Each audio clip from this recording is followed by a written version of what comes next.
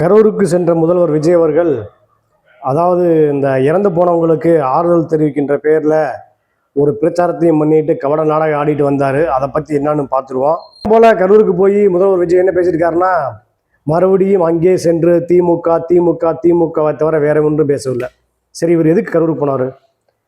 41 பேர் இறந்தாங்க, இறந்தவங்களுக்கு ஆறுதல் தெரிவிக்கணும்னு போனார்.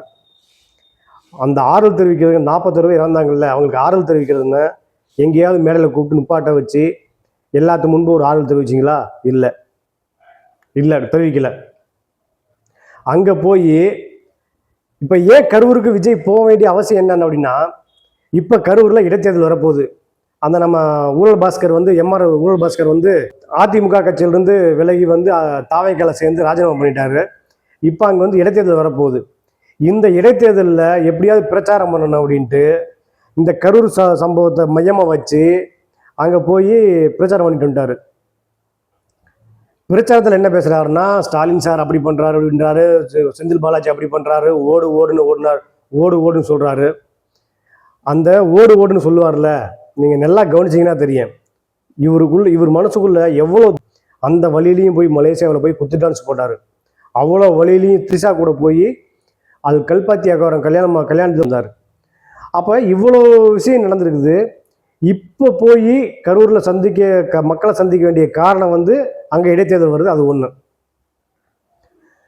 சரிப்பா, இந்த இடைத்தேர்தலில் நீங்கள் சொல்லுவீங்களே சாமானிய வேட்பாளர், நான் சாமானிய வேட்பாளர் தான் நுப்பாட்டுவேன், பணக்கார வேட்பாளர் நுப்பாட்ட மாட்டேன், சாமானிய வேட்பாளர் தான் நுப்பாட்டுன்னு சொன்னீங்கல்ல. உண்மையிலே உங்கள் கட்சியால் விஜயால் பாதிக்கப்பட்டவர் யாருன்னா அந்த கரூர் மாவட்ட செயலாளர் மதியழகன் தான். இப்போ இந்த இடைத்தேர்தலில் உங்கள் வேட்பாளர் மதியழகனா இல்லை விஜயபாஸ்கரா? இதுக்கு வந்து பதில் சொல்லணும். வந்துடும்.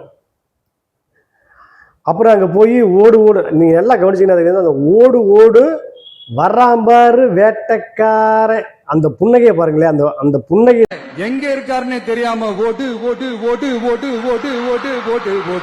வர்றாம்பாரு வேட்டைக்காரன். தான் இவரோட துக்கம் எவ்வளோ இருக்கு பாருங்க. இவரோட துக்கத்தோட அந்த புன்னகை பாருங்க, எப்படி அப்படியே ஒரு பெரிய பிரம்மப்பு ஆனந்தத்தில் இருக்காரு அவரு.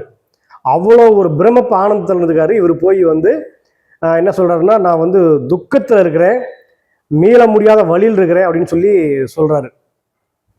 சரி, அப்படியே அங்கே போய் பேசிட்டு வழக்கம் போல சினிமா பாணியில் வந்து அதை ஒருத்தர் இதை பேசிட்டு ஸ்டாலின் சாரை பற்றி பேசிட்டு என்னென்னமோ கதையெல்லாம் அடிச்சு விட்டு வந்துட்டாரு. அங்கே போய் இந்த உயிரிழந்தவங்களுக்கு அரசு வேலை கொடுத்துருக்குன்னு சொல்லி கொடுத்து வந்தார். முதல்வர் விஜய் அவர்களே, நீங்கள் இப்பொழுது முதலமைச்சர். சப்போஸ் நீங்கள் இந்த முதலமைச்சர் ஆகலைன்னா அவங்களோட கதி என்ன? நான் என்ன கேட்குறேன்னா, நீங்கள் வந்து உச்சபட்ச நடிகர், ஒரு படத்துக்கு எவ்வளோ சம்பளம் வாங்குறீங்க, எவ்வளோ சம்பளம் வாங்கினு உங்களுக்கே தெரியாது. ஆனால் பொது வழியில் வந்து உச்சபட்ச சம்பளம் 200 கோடி 300 கோடின்னு சொல்லுவீங்க. பரவாயில்ல. இப்போ அவங்க இறந்து போனது 41 பேர் தானே. நீங்கள் 200 கோடி சம்பளம் வாங்குறீங்க, ஒரு படத்துக்கு 200 கோடி வாங்குறீங்க. உங்கள்கிட்ட எவ்வளோ காசு இருக்குது? நீங்கள் தான் பணமா ஜனமானு கேட்டீங்க. எங்களுக்கு பணம் தான் முக்கியம் இல்லை, ஜனம் தான் முக்கியம்னு சொன்னீங்கல்ல. ஏன் செத்தவங்களுக்கு ஒவ்வொரு கோடி கொடுத்துருக்கூடாதா? நீங்கள் 41 கோடி தான் போயிட்டு போகுது. நீங்கள் தான் ஒரு படத்துக்கு 200 கோடி வாங்குறவங்களாச்சே. 40 வச்சு அவங்களுக்கு அரசு வேலை வந்து கொடுத்து பெரிய விமர்சனத்தை பண்ணி எதுக்கு இது தேவையில்லாமல்? சரி, நீங்கள் ஃபஸ்ட்டு முதல்ல விக்கிரவாண்டி மாநாடு போட்டீங்க. அந்த விக்கிரவாண்டி மாநாட்டுக்கு வர வழியில் ஒரு மாவட்ட செயலாளர் உள்பட 6 பேர் விபத்தில் பலியானாங்க. அவங்களுக்கு உங்களோட இழப்பீடு என்ன கொடுத்தீங்க? ஏன்னா எதுவும் கொடுக்கல. ஏன்னா அது வந்து அவங்க தவறு, அவங்க எப்படியோ வந்து ஆக்சிடென்ட் ஆகிட்டாங்க, அதனால் அது அவங்க தவறுன்னு விட்டீங்க. அவங்களுக்கு எந்த இதுவும் கிடையாது. மதுரை மாநாட்டில் ஒருத்தர் இறந்து போனார். அவருக்கு நீங்கள் என்ன பண்ணீங்க? ஒன்றுமே தெரில, நிவாரணம் அறிவிக்கலை. சேலம் மாநாட்டில் ஒருவர் இறந்து போனார், வட மாநில தொழிலாளர் ஒருத்தர் இறந்து போனார். அவருக்கு நீங்கள் எதுவுமே தரல, நிவாரணம் தரல, எதுவுமே தரல. தஞ்சாவூரில் உங்கள் பின்னாடியே பைக்கில் வந்த பையன் அடிபட்டு ஒரு 2 மாதம் ஹாஸ்பிட்டலில் இருந்து அந்த மெடிக்கல் செலவு விவரம் வந்து அன்பில் மகேஷ் பார்த்தாரு.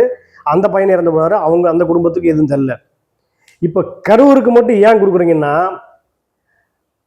உங்களுக்கே தெரியும் கரூரில் எதனால விபத்து ஏற்பட்டுச்சுன்னு. வந்து திமுக தான் காரணம்னு வெளியில் சொல்லிதான் ஆகணும், வேறு வழி இல்லை. ஏன்னா நம்ம அரசியலில் பொய் பேசலைன்னா ஒன்றும் வேலையாவது ஜெயிக்க முடியாது. அதனால் இந்த அரசியலில் பொய் எப்படி பேசணும்னா வந்து திமுக தான் காரணம், திமுக தான் காரணம்னு பேசி ஆகணும். அந்த கரூருக்கு மட்டும் ஏன் நீங்கள் தரணும்? அப்போ இதுலேருந்து சரிப்பா, நீங்கள் வந்து குற்றவாளி நீங்கள் இல்லை, திமுக தானே வைங்க, திமுக தான் குற்றவாளி வைங்க. நான் என்ன கேட்குறேன்னா, நீங்கள் வந்து தர்மபிரபு தானே. கள்ளக்குறிச்சியில் சாராயம் குடிச்சு இறந்து போனாங்கல்ல, அவங்களுக்கு ஒரு அரசு வேலை தரலாமில்ல? நீங்கள் ஏன் தரல? நீங்கள் தான் தர்மபுரப்பாச்சே, ஏன் தரல? அது ஒன்று. இப்போ போன மாதம் அவங்கள திருவள்ளூர் இப்போ பொன்னேரியில் வந்து எரா ஃபேக்ட்ரியில் விஷவாயு தாக்கி 11 பேர் செத்து போனாங்கல்ல, அவங்களுக்கு எவ்வளோ கொடுத்தீங்க நிவாரணம்? இல்லை அவங்களுக்கு ஒரு வேலை கொடுத்துருக்கலாம்ல? இப்போ அவங்களுக்கெல்லாம் குடும்பம் இல்லையா? அவங்களுக்கு பிள்ளை குட்டி இல்லையா? சார் முதல்வர் சார், நீங்கள் பண்ணுவது மிக ரொம்ப அநியாயம் சார். பண்ணி வெற்றி பெற்றுட்டு என்னென்ன நாடகம் நடிக்கிறீங்க? இதெல்லாம் என்ன தெரியாமையா இருக்குது? மறுபடியும் போகிற பக்கமெல்லாம் தஞ்சாவூர் போனாலும் ஸ்டாலின் தான் காரணம், திருச்சிக்கு போனாலும் ஸ்டாலின் தான் காரணம், கரூருக்கு போனாலும் ஸ்டாலின் தான் காரணம், சென்னையில் பேசினாலும் ஸ்டாலின் தான் காரணம், எல்லாத்துக்கும் ஸ்டாலின் தான் காரணம். நீங்கள் எதுக்கு ஆட்சியில் இருக்கிறீங்க? பேசாமல் ஸ்டாலின் ஆட்சியை கொடுத்துட்டு போயிடுங்க. நீங்கள் எதுக்கு ஆட்சியில் இருக்கிறீங்க? இன்னும் போகிற பக்கமெல்லாம் ஸ்டாலின் ஸ்டாலின் ஸ்டாலின் ஏன் சொல்லிட்டு இருக்கிறீங்க? எந்த திட்டத்தாலும் ஸ்டாலின் தான் காரணம்னா நீங்கள் ஏன் இருக்கிறீங்க ஆட்சிக்கு? அதான் ஒரு பானை ஓட்டையாக இருந்திருக்குது, அந்த ஓட்டை பானைன்னு தெரியாமல் அவங்க தண்ணி ஊற்றிட்டே இருந்திருக்காங்களாம். சார் நீங்கள் வந்து 2 மாதம் ஆச்சு சார் ஆட்சிக்கு வந்து. அந்த ஓட்டை பானையை அடைச்சிங்களா இல்லையா சார்? அடைச்சிங்களா இல்லையா? இப்போ சார் நீங்கள் அடைச்சிங்கன்னு வைங்க, இப்போ அந்த ஓட்டை பானையை அடைச்சி அந்த ஓட்டை பானையில் எவ்வளோ கஜானாவில் எவ்வளோ பணம் வச்சுருக்கீங்க? அந்த ஓட்டை பானையிலிருந்து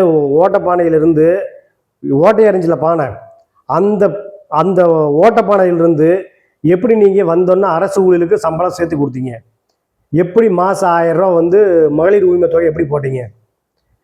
நான் புதல்வன் திட்டம், தமிழ் புதல்வன் நான் முதல்வன் திட்டத்துக்கு எப்படி நிதி போட்டீங்க? எப்படி சார் போட்டீங்க? இதில் யார் உங்கள் காசில் போட்டிங்களா? நீங்கள் தான் சொன்னீங்களே ஓட்டை பானையில் தண்ணி ஊற்றிருக்காங்கன்னு சொன்னீங்களே, எப்படி கொடுத்தீங்க அந்த காசெல்லாம்? அப்போ இதெல்லாம் மக்களை ஏமாத்துறது தானே? இதெல்லாம் தெரியாதா எங்களுக்கு?